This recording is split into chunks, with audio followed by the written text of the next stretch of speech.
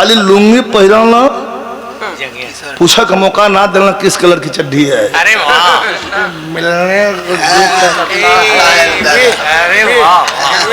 बुंदेलखंडी घूंघट में हो, इतना पर बुंदेलखंडी घूंघट होला, नीचे वाला कर देबा तो पूर्वांचल वाला हो जाई, यहाँ वाला बुंदेलखंडी होला, तनी से और ऐसे ऊपर जाई तो गुजराती हो जाला। घी दूध बादाम इकुल खरीबा तो खात खात फायदा करा, लेकिन ये जो रसबा मुड़ी हो ये पेट में गयल की फायदा तुरंत फायदा कैलस ला जसवंत।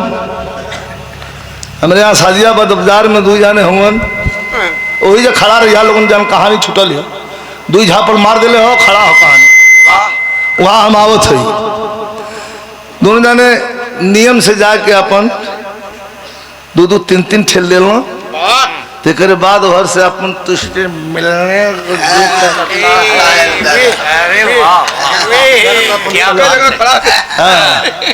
खड़ा बतिया के तने से हिल यहाँ तो आगे बढ़ी।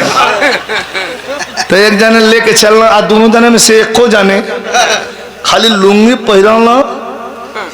पूछा का मौका ना देना किस कलर की चड्डी है। अरे वाह, नेकर नीचे पहिरबे न करता कब्बों, एक जाने लंगोटा उटा बांधा वो भुला गई ना जब से बढ़ गए। पी के लोग चलना तो एक जाने दूसरका से कहलन कि करे चिकना ले लेनी सारे चिकना में भुलाई जा लेता है, कह मतलब चिकना बिना मुँह हुआ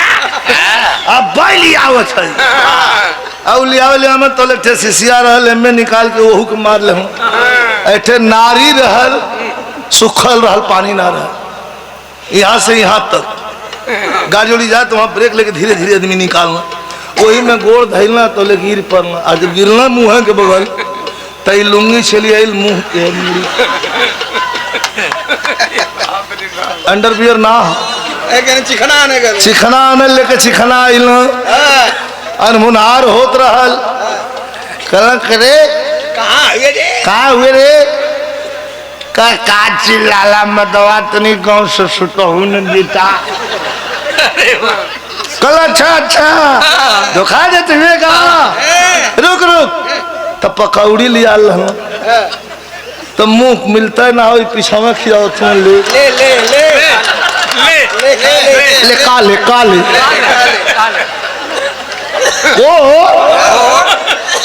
हो सारे अब तो लोग के गैस बनल को हवा खुल गए, एक लात मरल कहे सर पकौड़ी खुदा ठंडा तो ले फूका लगला है के